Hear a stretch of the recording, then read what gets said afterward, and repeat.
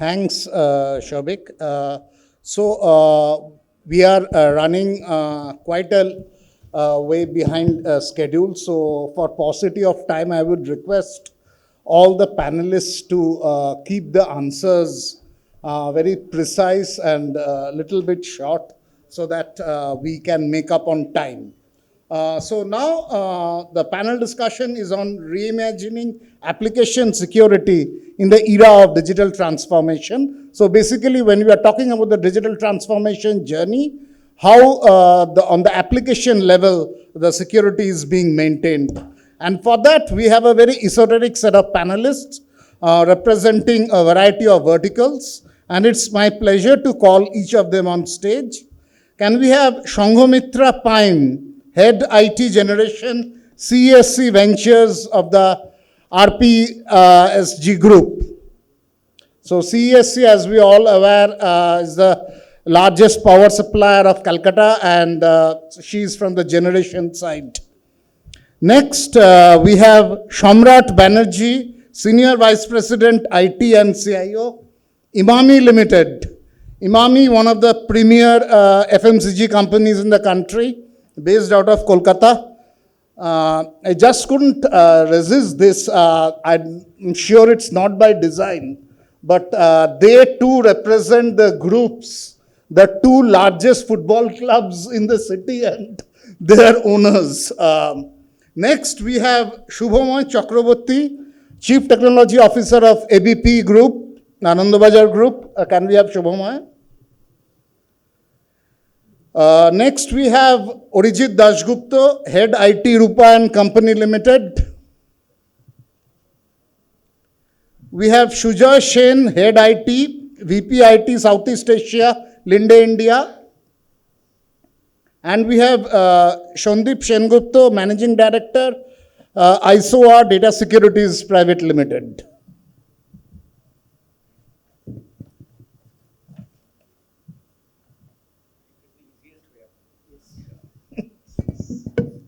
Okay. So let me start. Let's come to the media group. Shubhamoy.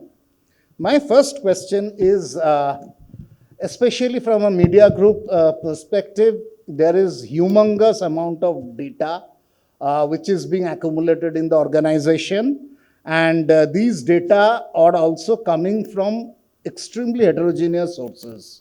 There are multiple sources which data is coming, and maybe initially it is not even possible to authenticate whether all the sources are very genuine or not. And now a media organization will have different kind of employees with different types of ranks, privileges, and even their level of tech savviness will be widely fluctuating. So my question is from an application security perspective. How can organizations with such a diversified workforce and having such diversified applications ensure the control-based access on basically the least privilege principle? So what will be the recommendations? And you have 2 minutes for this. Sure, thank you. See, media organization is not so different from other organizations when it comes to an enterprise. So it's a organization with people where there will be people functions, there will be ERPs, there will be other applications, etc. Where it differs from the other business is about the content that it generates or it collects from others and distributes to others. So coming to the enterprise part of it, it's the basic principle that we need to follow, where we need to have least privilege access, we need to have zero trust, all the basic tenets needs to be implemented. When it comes to the B2C part of it, where we need to distribute the content, there are two parts. One is where the content is gathered from outside or generated from inside, ensuring that the security is there.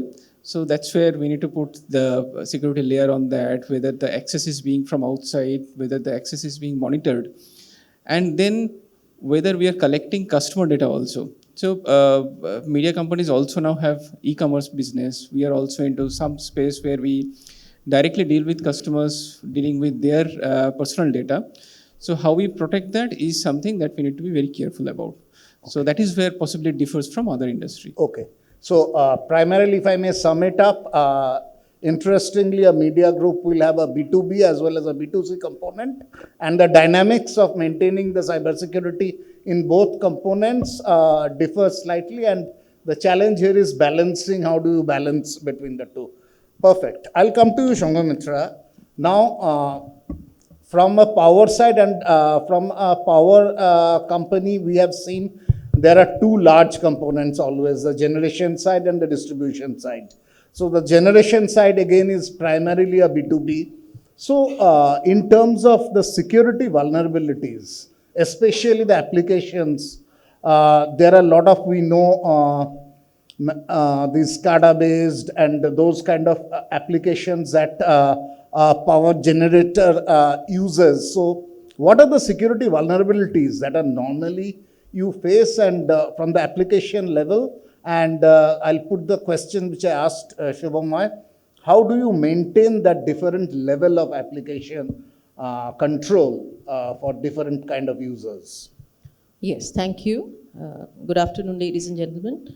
So, in power utilities, apart from traditional business IT, there's another component which is the OT, the operational technology, which covers a large area of, how any utility operates. So basically, I have worked in both government utilities as well as the private sector. One key area which everybody needs to follow, and they usually do, is a clear-cut delegation of power and the functional segregation. Like users, when we use enterprise systems from traditionally a very long time back, maybe ERP, which all of you are familiar, there used to be clear-cut roles against clear-cut functionalities, FICO, HCM, plant management. Now it's gone down to further granularities, like the privileges are granted only based on the specific activity that needs to be done. And not only that, it's not only, the authorization on the access to the user, the unnecessary access to devices, to, the networking areas, the server hardening, those two are also given an additional focus so that, the privilege remains restricted, only driven by the nature of, access that is actually required. So that, from the traditional ways of working, has probably added a little bit more security, and by reducing the surface threat area and the zero trust concept that just allow that which needs to be done and protected through authorization. That zero trust, I'll come back to it later. It's still there seems to be a confusion between whether zero trust is a concept or is it a framework. And in terms of, I'll come back to it.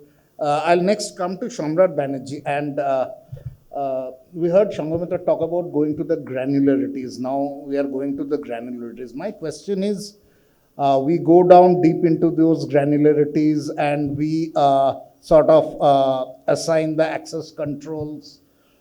Now, having done all these complexities, how do you at the same time ensure productivity for the organization? Ultimately, that is the aim.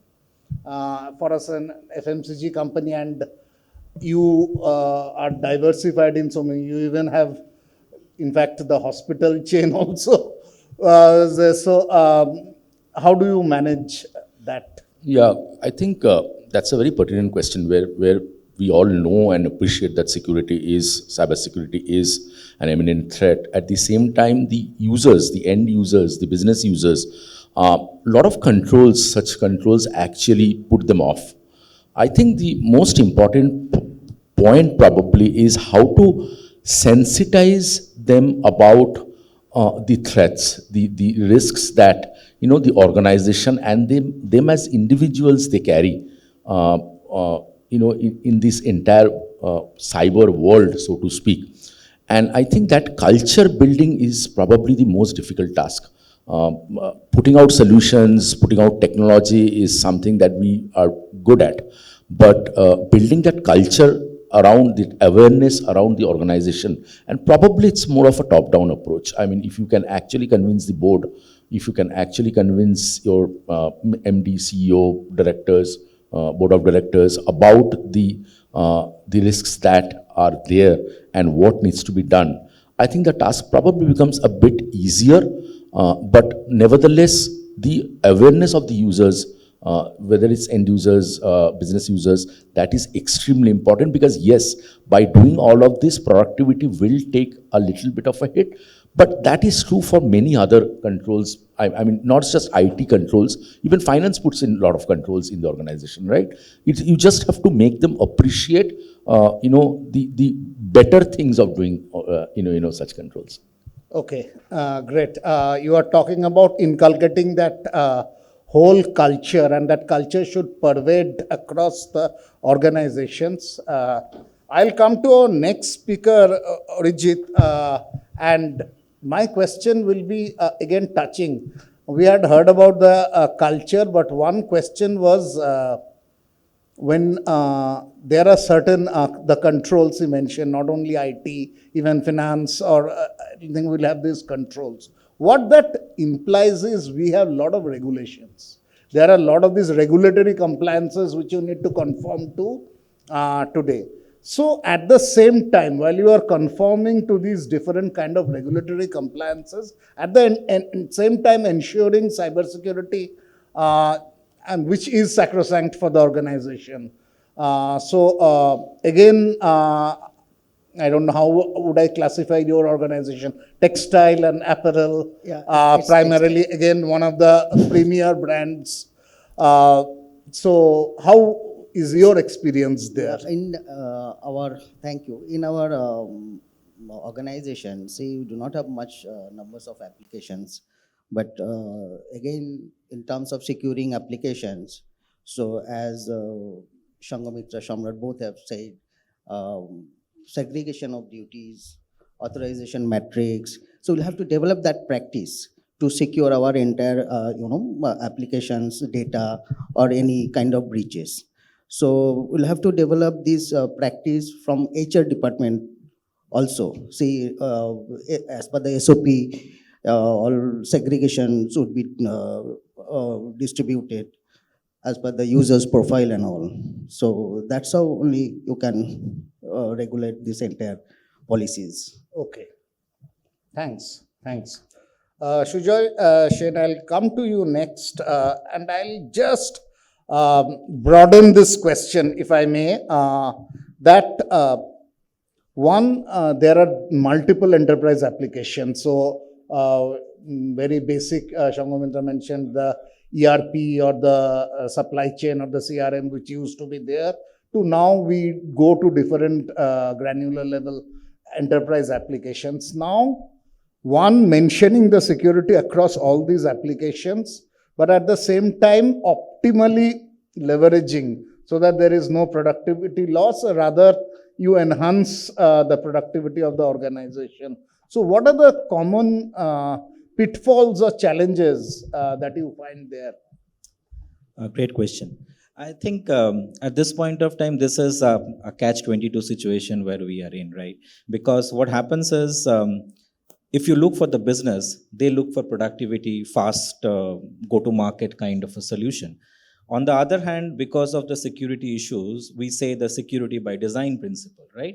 Now, security by design means that you have to have a single sign-on authenticated, you have multi-factor authorization, you need to ensure that the risk assessment of the solution is properly done, you need to analyze what kind of data it is storing, sensitive, personal sensitive, all this functionalities or all this needs to be properly checked.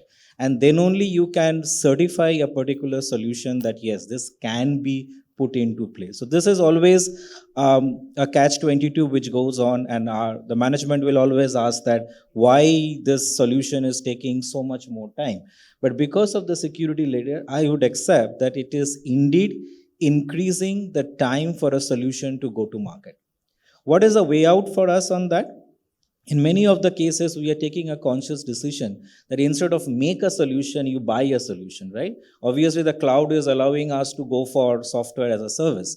I would say that last 12 months, we might have subscribed 3 to 4 software as a service itself, because we feel that's more easier for us, more economical, easy to maintain than making a solution in-house or an application in-house and maintaining the security standards of it itself.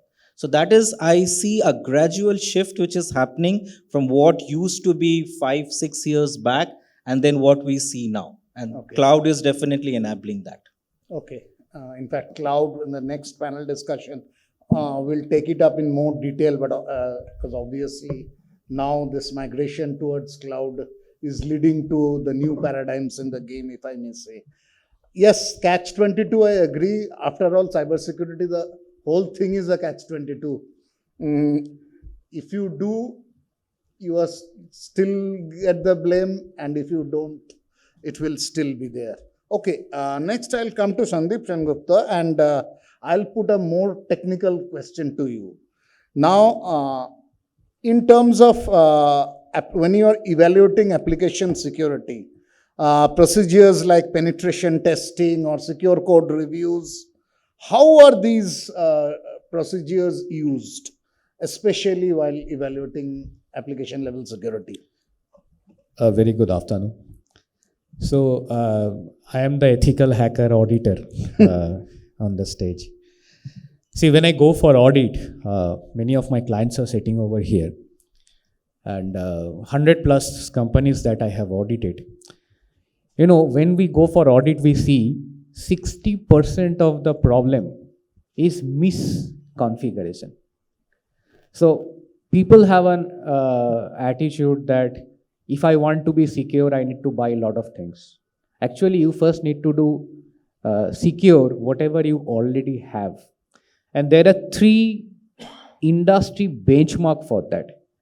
One is OWASP for the applications, NIST framework, and there is another very important framework, CIS benchmark. If you download these are all free of cost. PDF files, 40, 50 PDF files for whatever device you have. They have a benchmark for every device, every application that you are building or you are buying. If you download these files, if you go through these files and ask your IT guys or infra guys to implement it in your company, you will see 60% of your risk is reduced. So when we go for audit for penetration testing, we see that instead of going for the higher gaps, like some very sophisticated gaps, we mostly find very unsophisticated, very elementary gaps, which could have been easily done by just reading these documents. Okay. So that is the problem that we are facing. Okay. So one round going through very, in a nutshell, 2 very important things and very fundamental things, but one, that inculcating that whole culture of cybersecurity across the organization, across different levels. And 2, what I'm getting is you will have a plethora of applications, enterprise applications now, but there needs to be very defined business processes, which has to be synchronized properly with those applications. So even the culture we are talking about, only once the business processes are properly defined, then they work in that culture. Otherwise, just talking about culture won't make much sense. So in fact, I'll keep the question open. These defining or redefining our business processes so that the applications are synchronized properly and there are no cybersecurity breaches, and it's an open question. Anyone can answer, anyone can take it up. I would like to add, so India has basically 3 cultures, other than the top level companies who perhaps are sitting over here. So one is the L1 culture. The L1 will always win. Number 2 is the compliance culture. If it is not compliance, it is nobody's responsibility. And the third party is like, something has to be done also from the government side, because the IT Act has been amended in 2011. So if we are not working together in amending the IT Act, putting the Indian data protection and privacy bill into an act, we are actually not ready for the digital India. And if the companies, and a very big problem is, even if the top level companies are having the best practice, the vendors are not following it. So when I went to a company, top level company, I told them that you are ISO 27001 certified, but your vendors are not. They are not following. So the supply chain, there is a big risk. So Okay. if we don't solve this, maybe at the top level we are good, the back door is at the supply chain. That whole ecosystem needs to be synchronized. Anyone else? Yes. So I think the crowd over here is mostly from the tech function and from the tech community. The challenge here for the tech community is to convince the senior management, the CEOs, and make sure that they are aware. I mean, some people say that it's a culture of fear. Maybe culture of fear, but that picture has to be shown to them that this is where it stands. And remember that. I mean, if he was also talking about that there is a catch-22 situation, whether we should have security or ease of use. I would say it's not catch-22. Do you brush your teeth every morning? If you do, then you must have security practice also as part ingrained of your application. It's not a choice. It must be there. Excellent analogy. For paucity of time, I'll come to the last round now, and I'll start from this side. Application security we talked about. What I would like to, obviously, I don't want to go to very company specifics. That can be sensitive information, but overall, what I would like to understand from an application security perspective, over the next 18 to 24 months, from an organization level, what are your two key priority areas? Yes. See, ours being a critical sector with critical information infrastructure, we have to follow certain, I'm not only talking of compliances. These are, actually checks and balances which will affect the nation. So we are guided by our electricity authority, by our Ministry of Power, in addition to certain, of course. So I am very happy to share that culture of, cybersecurity embedded in from design to cybersecurity first, sometimes it has created a bit of a havoc in the company, again, because change in any form is difficult. But going forward, we have experimented and explored and implemented a lot of things already. SaaS DAST is getting some kind of makeover from what we already have. We will go for more enhanced tools. Frameworks, as you mentioned, is now not by an option. It's a compulsion in any kind of development, a secure framework. And of course, our SOC, NOC, enhancement of that, because we, as I mentioned before, have sensitive infrastructure. So monitoring and mitigating will continue to be and will be an enhanced priority in our sector. Okay, so interesting, and obviously from a critical infrastructure perspective, yes, Shamrat, your...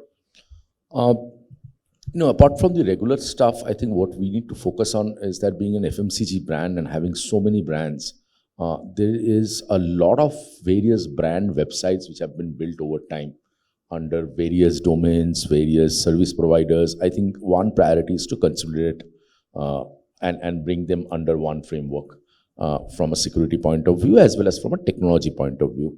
The other is obviously enhancing SOC-NOC. Shangmitra has already touched upon that.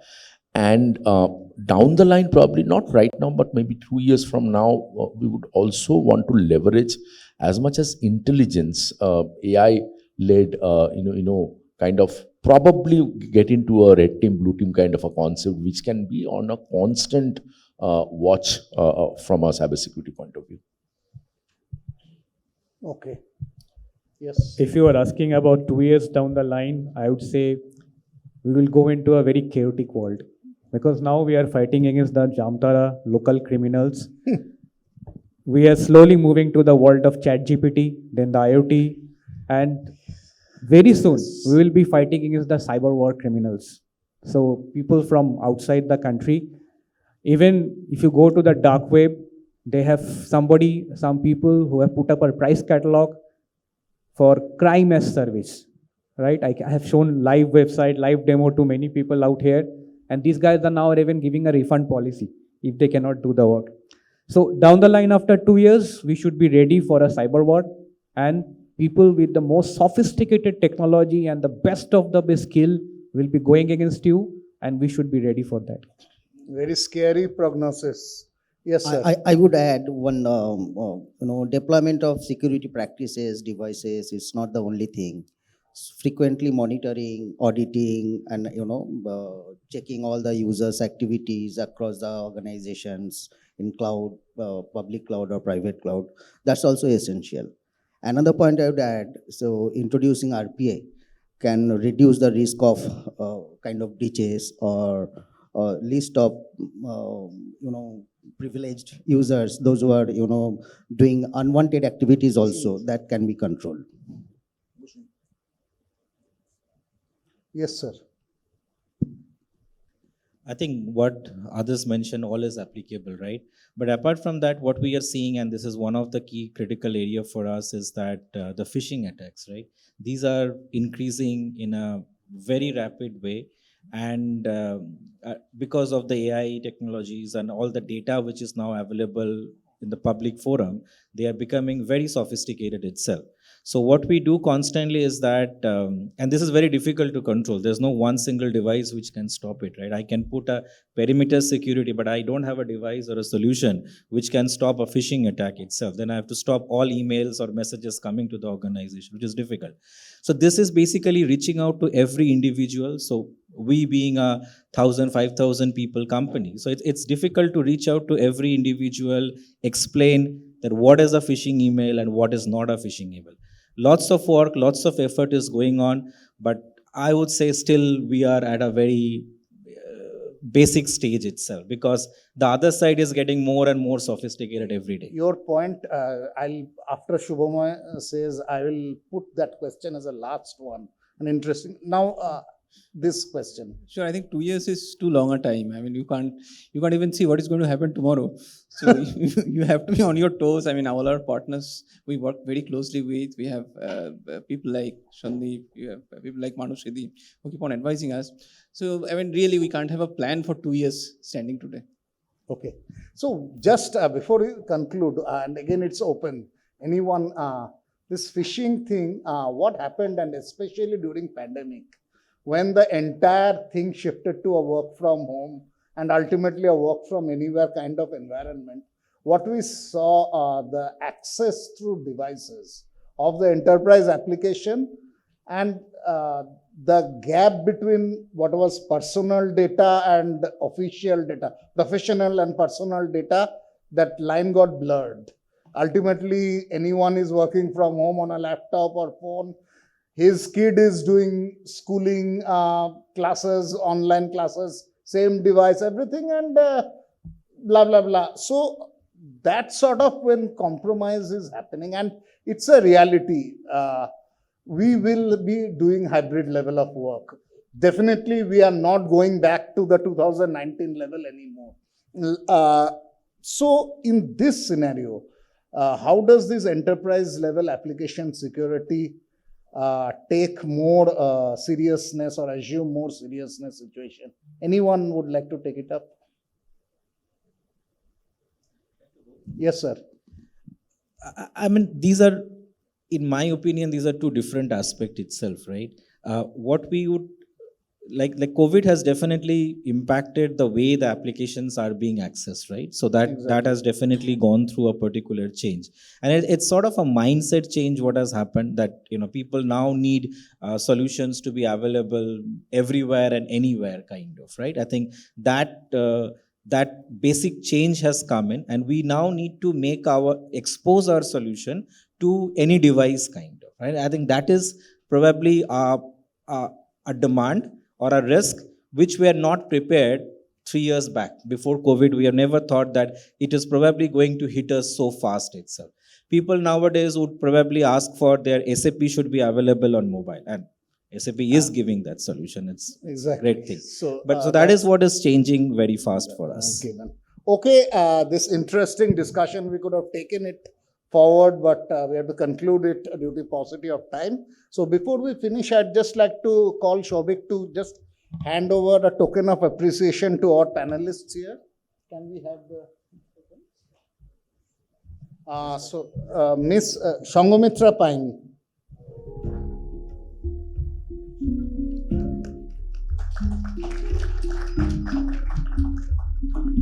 Mr. Shamrat Banerjee.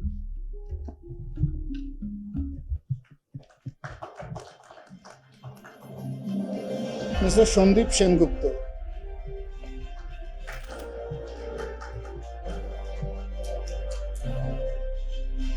Mr. Arijit Dasgupta.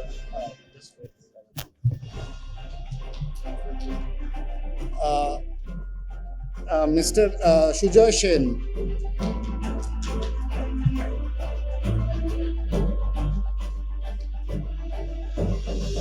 Mr. Shubhamoy Chakraborty. So I'll request all the panelists to just join together for a few.